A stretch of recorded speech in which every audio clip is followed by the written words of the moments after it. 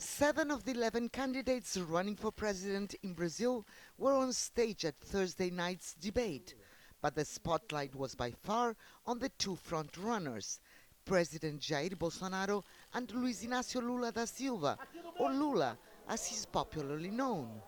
Bolsonaro, the far-right incumbent, wasted no time in his opening statement accusing Lula of corruption for alleged involvement in the massive car wash kickback scandal that was centered on the state-run oil giant Petrobras.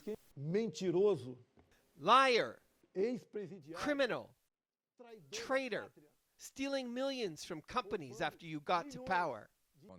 Lula, the leftist former president, spent almost a year and a half in prison on controversial charges that were later annulled by the Supreme Court.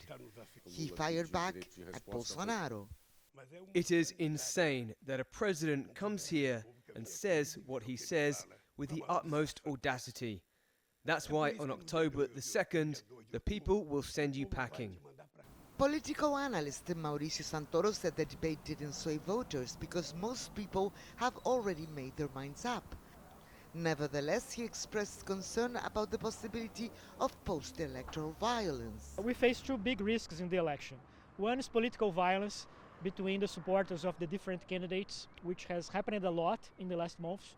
And the other one is organized political violence, if Bolsonaro refuses to accept his defeat in the election. Recent polls show that Lula has a chance to defeat Bolsonaro in the first round by possibly reaching the 50% plus one vote threshold. não mudou nada para mim. The debate didn't change anything for me in terms of who I'm going to vote for.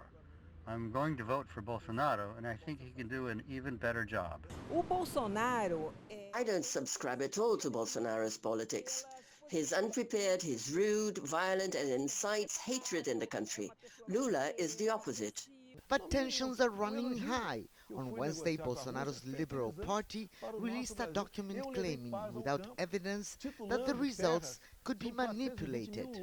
In Brazil, voting is mandatory, and it's estimated that on Sunday, more than 156 million voters will head to the polls to choose not only their president, but also members of federal and state congresses and governors.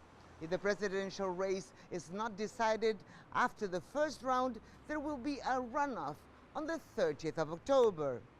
Lucrecia, Franco, CGTN, Rio de Janeiro.